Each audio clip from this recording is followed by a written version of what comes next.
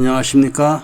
2019년 10월 26일 토요일입니다. 어느덧 10월의 마지막 토요일이 되었습니다. 오늘 코페스 동반자 채널에서 말씀드릴 내용은 행복한 인생, 행복한 가정 디렉토리 내에서 한국인들이 해외에서 절대로 성공 못하는 이유라는 제목으로 말씀을 드리겠습니다.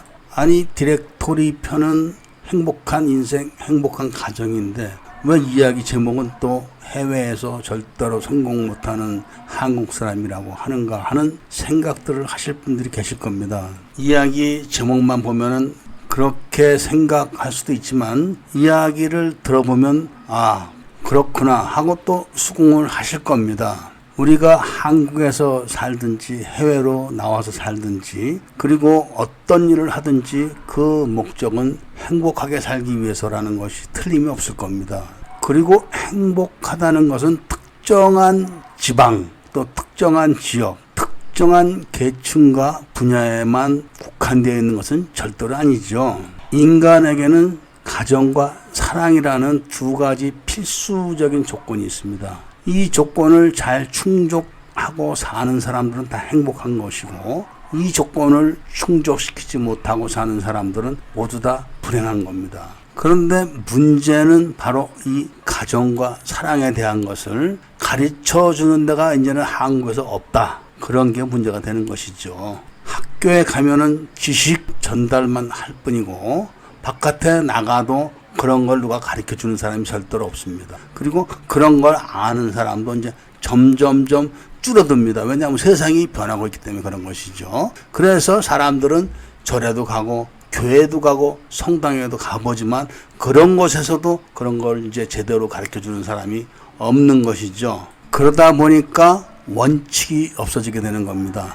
법이 있다고 해도 돈이 있는 사람하고 없는 사람에게는 똑같은 법의 적용이 달라지고 국가의 공복이 되어서 국가에 충성을 하고자 열심히 일을 했지만 지금은 충성을 했는데 다음에는 역적이 되는 이런 현상이 한국에서는 계속 벌어지고 있는 것이죠. 이런 게 반복되고 이어져 가다 보니까 때리는 사람보다는 맞는 사람이 잘못이고 속이는 사람보다는 속는 사람이 잘못이고 이렇게 사회 구조가 변해가는 겁니다. 그럼 그런 게 어떻게 해외에 나가서 실패하는 것과 행복하지 못한 것하고 연관이 되겠느냐 이렇게 따지실지 모르지만 원칙이 무너지면 다 망가지는 것이기 때문에 그런 것이죠. 그런 곳에서 배우고 학습하고 훈련된 사람들이 그렇지 않은 나라에 가서 어떻게 성공을 하겠습니까? 그런 곳에서 숙달된 사람들은 그런 스타일의 나라에 가서 사업을 해야지 성공을 할 건데 그런 나라로 옮겨가면 이미 기득권을 갖고 있는 토박이들이 있어서 어려워지죠. 이렇게 원칙이 없는 세상에서는 실력보다는 눈치가 빨라야지 잘 삽니다. 실력보다는 눈치가 빠른 사람들이 실력으로 경쟁하는 나라에 가서 성공을 할 수 있겠습니까? 다른 후진국에도 나라가 못 살고 가난해도 원칙은 있습니다. 그럼 왜 한국 사회가 그렇게 변했느냐? 그런 거를 따지기에는 너무나 시간이 많이 걸리고 너무나 많은 이유가 있을 것이고 너무나 많은 문제가 있을 것이기 때문에 이 자리에서는 말하는 것이 적절치가 않습니다. 그렇지만 어쨌든 간에 한국은 그렇게 돌아가는 사회이기 때문에 그런 세상이고 우리는 거기에 대한 이야기를 할 뿐이죠. 그러니까 어떻게 해야만 그런 사회에서 그런 세상에서 내가 행복하게 살 수 있을까? 이 점을 지금 말하고자 하는 것이죠. 원래 질서의식이 높고 성숙된 사회일수록 실력이 존중을 받는 그런 세상입니다. 그리고 실력이 있는 사람들이 대접을 받는 그런 세상이 또 살기가 좋은 세상이죠. 물론 한국도 실력이 좋은 사람들은 출세하고 대접을 받습니다. 그런데 그런 것이 보편타당하냐? 이게 문제죠. 그렇기 때문에 해외에 나와서 자리를 잡고 성공을 하려면 이렇게 마음가짐이 기본적으로 바뀌어야 된다는 것입니다. 그래서 제가 항상 말씀드리는 것이 기술을 배워라. 이런 말씀을 드리는 게 그런 이유가 있어서 그런 겁니다. 가령 한 예를 들어봅시다. 필리핀의 교민이 한 10만 정도 된다고 하는데 그 중에서 자기 집을 갖고 사는 사람이 얼마나 될까요? 제가 봤을 때는 대략 5,000명 정도 되지 않을까 봅니다. 물론 외국인이어서 집을 못 살 수도 있는 그런 여건은 있습니다만은 꼭 그래서만은 아니라고 봅니다. 물론 주재원들은 또 집을 살 이유가 없죠. 회사에서 주거지를 제공하기 때문에 그렇기도 하죠. 어찌 되었건 집이 없이 사는 사람들이 절대 다수인데 그런 상태로 사업에 성공을 하거나 진출에 성공을 할 가능성이 적습니다. 그런데 집은 없어도 자동차들은 전부 다 비싼 걸 타고 다니는 경우가 태반입니다. 거의 다죠. 사치를 한다, 낭비를 한다, 그런 차원에서 말씀을 드린 것이 아니라 내 집이 없고 그리고 비싼 차를 타고 다니게 되면은 지출이 몇 배가 늘어나는 겁니다. 그런 것이 바로 마음가짐의 차이고 바로 그런 것이 실력보다는 눈치를 존중하는 것이죠.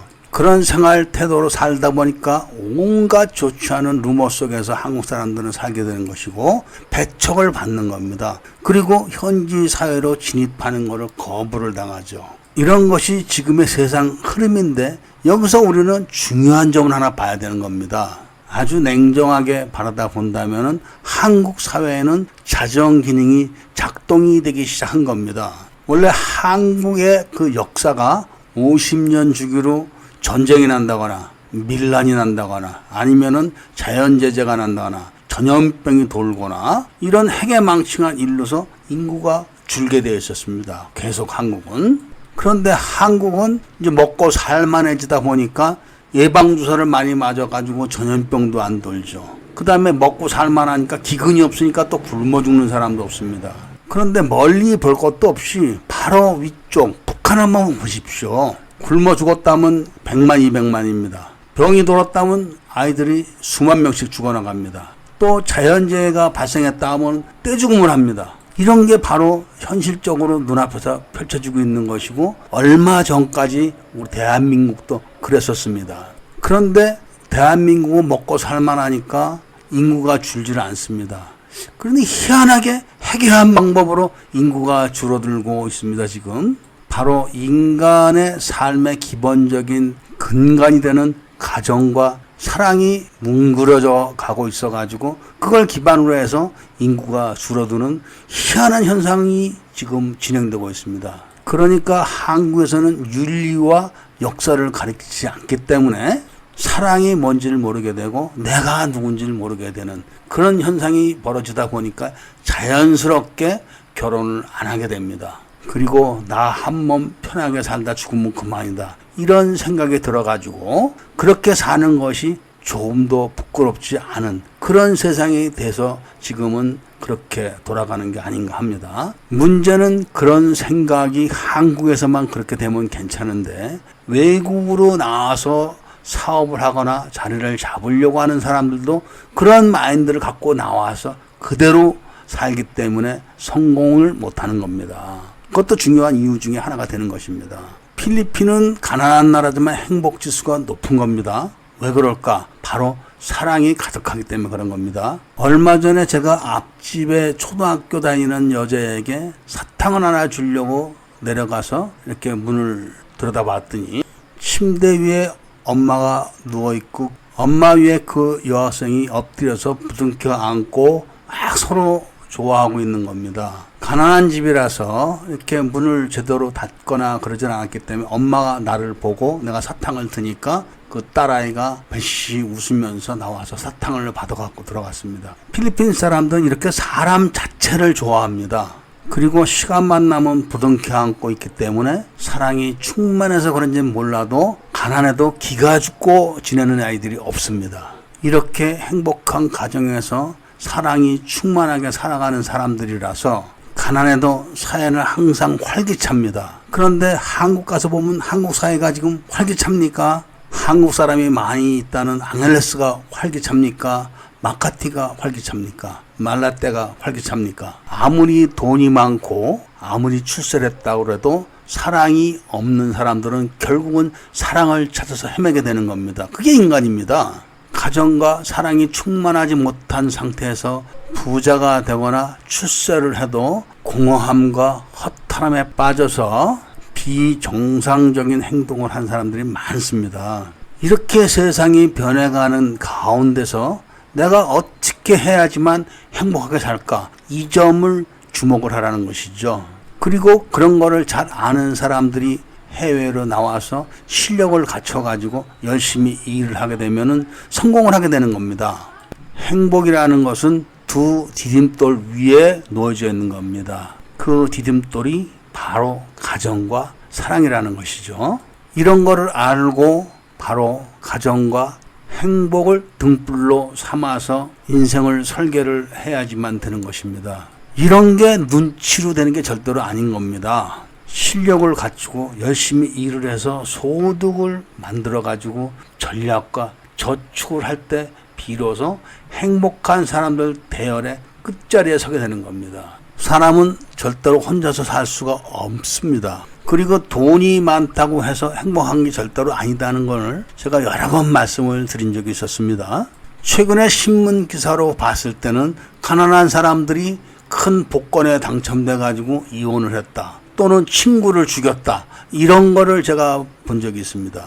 이런 것들이 바로 사랑이 없고 행복하지 않은 가정에서 눈치로만 이것저것 얼기설기 쌓아놨기 때문에 그런 현상이 벌어지는 겁니다.